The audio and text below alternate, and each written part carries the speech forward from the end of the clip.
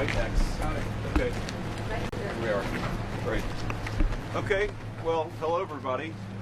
It's great to be back in Damascus. I visited during the campaign trail, and the governor was kind enough to show me around, not just last time, but this time as well. As you all know, I love the Appalachian region of our country, especially this particular part.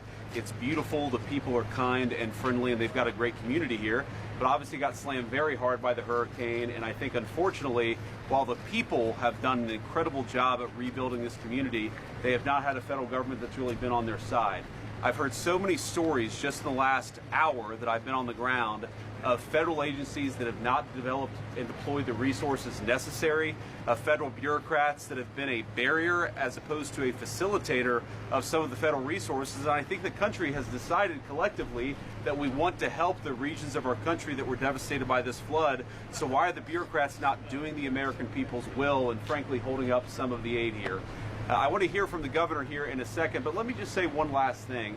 I've been the Vice President of the United States for all of 7 days. This is, I think, my 7th day on the job, and this is an incredible place to have my first official trip.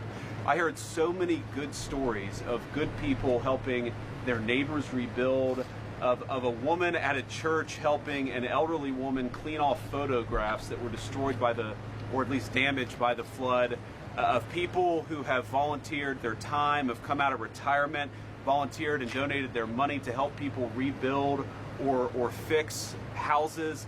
This is just an incredible place with incredible people, and I'm honored to be the vice president of a country that's as kind and generous as the people here in Damascus. So we're going to try to make sure the federal government does right by them, and I'm going to go back to Washington with that message and that directive from the people here on the ground in Damascus. It's great to be here, and let me just say one final thing. They are very, very, I think, blessed to have one hell of a governor in Glenn Youngkin. Thank you, Governor. Bless you, sir. Yeah. Bless you, sir.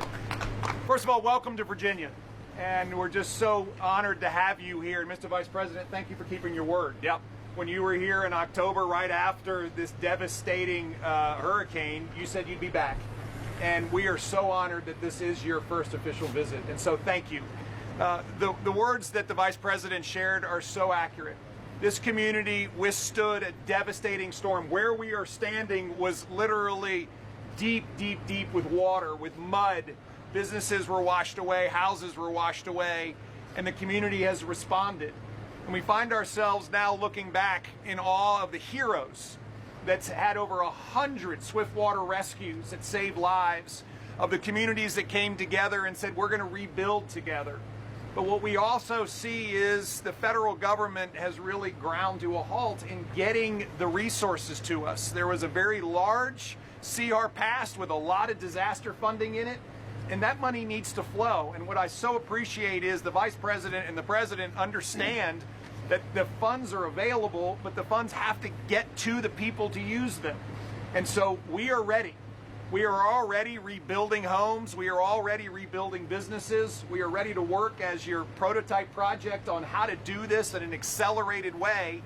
And I think everybody here is encouraged to hear the Vice President's words that we're going to go to work together in order to streamline these processes, to get the bureaucracy and the red tape out of the way so that Virginians and Tennesseans and North Carolinians and South Carolinians and Georgians and the folks in Florida can get the resources that we need. And particularly as we see the devastating fires in California, there's another process there to be had. So, Mr. Vice President, I cannot tell you what it means to this community, to Southwest Virginia, to Virginia as a whole, for you to be here and to work with us to make sure that when we are rebuilding in a way that everybody in the nation can say, that's the way to do it. Absolutely. That's the way to do it. Great.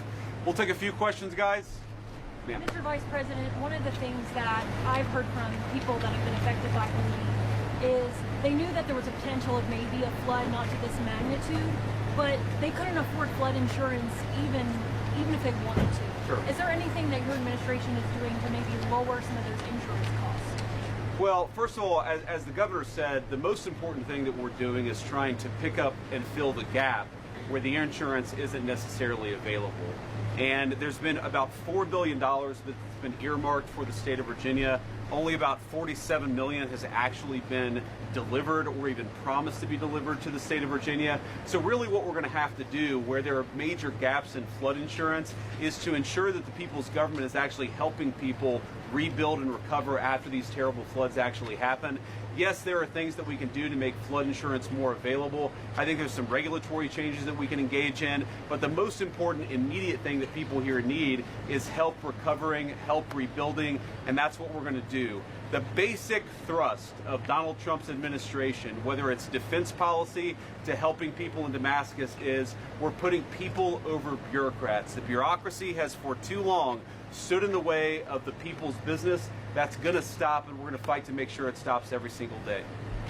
Do you have a timeline of when we might be able to see some of that federal response, Governor, even some of the state response? There's a home around the corner that's been split in half. This gentleman said that his mother, I don't know if you guys have seen the pictures, he said his mother has had insurance, had flood insurance, but the problem was she couldn't get any federal insurance, and he said that she's getting run through all this rigmarole, and he's just looking for an answer. What could you possibly provide for him?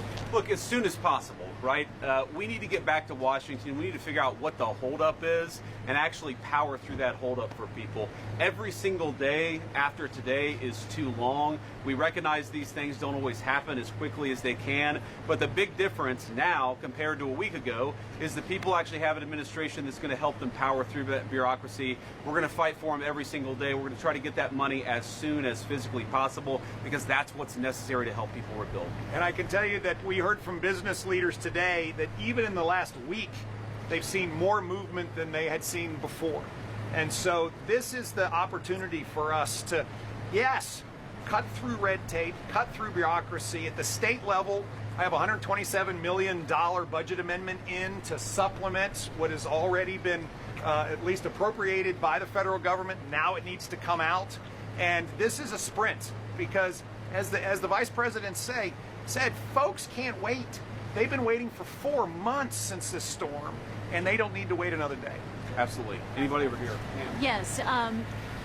In 7 days of being in office, you have been to 2/3 of all of this devastation. And I want to ask you about East Tennessee being part of the funding to help people. I know a lot of people are appreciative, and we want to know if East Tennessee is going to be a part of that, and how this is going to energize, how you're going to energize the communities who have been great in helping each other. Yes, ma'am. So I actually met with a congresswoman from East Tennessee this morning, actually, when we landed. Obviously, we landed actually in Tennessee and then drove here to Virginia. Look, we recognize that while most of the attention from Helene is focused on North Carolina in particular, and to be clear, there's a lot of devastation in North Carolina. There's also a lot of devastation here in Virginia and also in East Tennessee. So our promise and our focus is going to be on leaving no American behind. That includes those in Tennessee and certainly here in Damascus. Mr. Vice President, can you preview at all what some of the specific changes you'd like to see with regard to FEMA's response, and does that include possibly eliminating the agency as the President has suggested? Well, so first of all, it's not just FEMA, right? There's Housing and Urban Development, there's the Department of Agriculture. There's a lot of different agencies that are coordinating a response to this particular problem. And a couple of things that particularly seem to matter the most to the people of Damascus is, one, this incredible bike trail and hiking trail that runs along these mountains is a major source of economic opportunity and economic development, right? People come in, they stay in Airbnbs, they stay in bed and breakfast, they go to the coffee shops, they go to the restaurants. But unfortunately, the part of that trail that is managed and monitored by the federal government has been way too slow to actually start that rebuilding process. That's something that we want to focus on immediately. I think a second big issue is, and the governor knows these numbers better than I do, but I believe the maximum you can get from FEMA for home rebuilding is about $42,000, right? The average amount of damage, as I heard today, is about $130,000, right? So that's a massive, $80,000, $90,000 shortfall that we need to make sure that other parts of the federal government are fixing. Now, to be clear, the continuing resolution that was passed just a few weeks ago actually does have the resources to fill that gap, but only if the bureaucrats get out of the way and actually make sure that people get the money that they're entitled to, that the American people have decided that we want to contribute and we want to fund this incredible redevelopment, but it's got to happen quicker than it's been happening with the bureaucracy in Washington. Time for one more question, guys. One more. I have a quick question about the situation in Western North Carolina as well.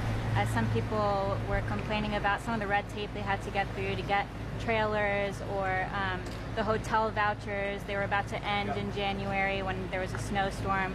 What do you guys make of some of that disorganization, and what are some specific ways you could streamline that process and just make the recovery process more efficient? Well, unfortunately, it's just a perfect example of the bureaucratic inadequacy of the last administration and why we need to do better in this country. You know, the thing that I heard most when I was in Western North Carolina before the inauguration, but it was after the election, is that there are people who wanted to put trailers or other temporary housing in particular areas of Western North Carolina, but they couldn't because FEMA had designated these particular areas to be ineligible for the type of assistance that would allow people to put that temporary housing in the first place. That's another example of the sort of thing that's broken about the federal response.